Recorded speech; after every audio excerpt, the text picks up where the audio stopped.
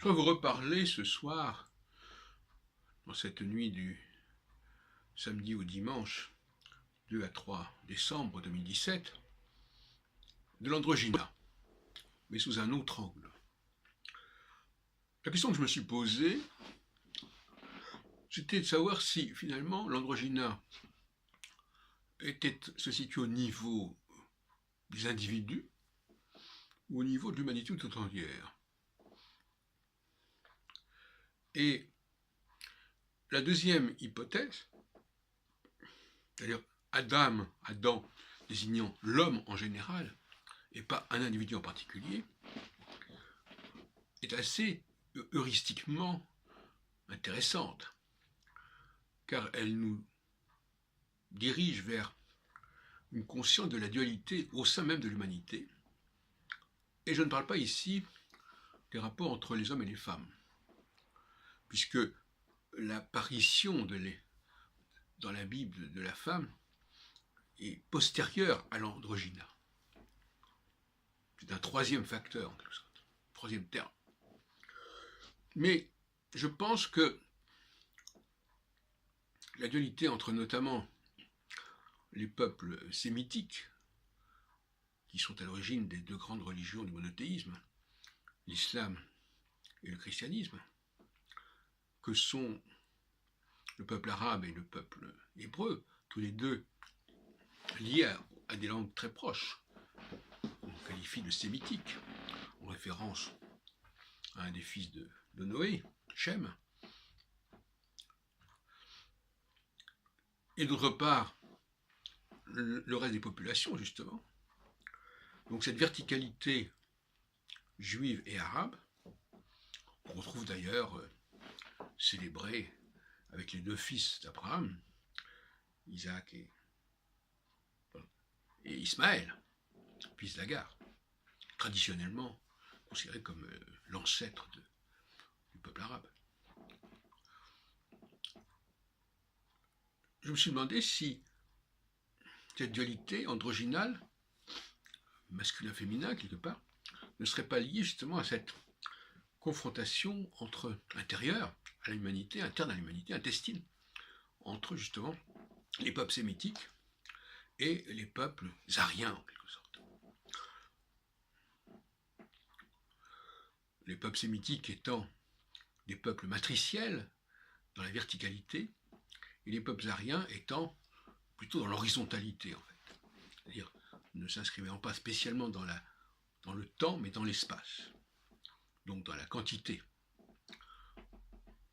Parce que même en islam, le peuple arabe est minoritaire par rapport à l'ensemble du monde musulman, tout comme le peuple juif est évidemment minoritaire par rapport à l'ensemble du monde chrétien et du judéo-chrétien. Voilà donc une nouvelle lecture que je propose,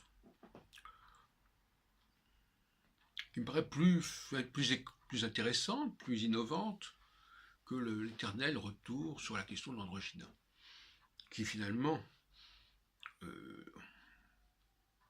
à un niveau individuel, n'est pas très intéressante au fond, quand on y réfléchit. Donc l'humanité, on retrouve là les théories sur les deux humanités, celle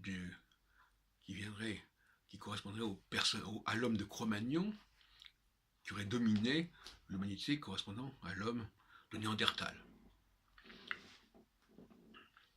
Et c'est ça qu'on peut parler d'un androgyna, c'est-à-dire d'une double nature de l'humanité.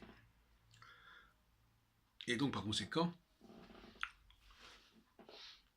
au lieu d'opposer d'un côté les juifs, de l'autre côté les femmes, et de laisser au milieu toute une population de nations, de goïm, ce qui n'est pas très intéressant, je crois qu'il est préférable d'introduire une fois de plus la ternarité, à savoir donc 1 et 2, le peuple arabe et le peuple juif, et 3, les femmes, et plus globalement tout le processus technologique. Je dis ça d'autant plus que j'étais cet après-midi, comme certains le savent, parce que j'ai mis en ligne des choses, un colloque de l'Union rationaliste sur le transhumanisme, avec tout ce que ça implique d'appareillage. Et puis on a eu aussi la présence de Enki Bilal et de son dernier livre, Le Bug. Et le bug, justement, on imagine qu'en 2040, tout va s'arrêter, toutes les machines vont s'arrêter, etc. Et donc, par conséquent, c'est bien ce troisième facteur, ce cadeau empoisonné que nous avons reçu lorsqu'il s'est agi d'apporter à l'homme un complément technologique, dont, à mon avis, la femme est le prototype, en quelque sorte.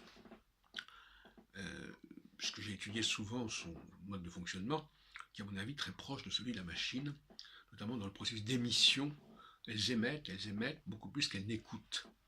Et donc elles transmettent, elles émettent, et ça se voit dans les transports en commun notamment, où elles sont très peu sensibles à ce qui se dit autour. Et donc elles sont très peu conscientes que ça puisse nuire à d'autres personnes, puisqu'elles considèrent que toute personne est dans l'émission et pas dans la réception. Donc on écoute, c'est comme si on n'écoutait jamais ce que disent les autres. Et elles partent de ce principe-là, et à partir de ce principe-là, mais c'est subconscient. Mais à partir du moment où les gens n'écoutent pas et ne font qu'émettre, eh bien ils sont plus ou moins sourds à ce qui se dit autour, et donc on ne gêne pas en parlant fort, etc. etc. Voilà donc le scoop que je voulais vous fournir en cette nuit du 2 au 3 décembre, qui fait immédiatement suite à mon anniversaire. Tout d'un coup, j'ai eu effectivement cette prise de conscience que, je ne sais pas comment c'est venu, mais enfin c'est comme ça, que l'androgyna, finalement, avec toutes ces équations que j'avais, donc les Arabes, les Juifs, les femmes, et puis le monde chrétien, le monde musulman, et tout ça ne tenait pas très très bien. Et puis je me suis dit, mais finalement, est-ce que cette dualité entre les Juifs et les chrétiens d'un côté, et les Arabes et les musulmans de l'autre côté, ne serait pas une expression de l'androgyna?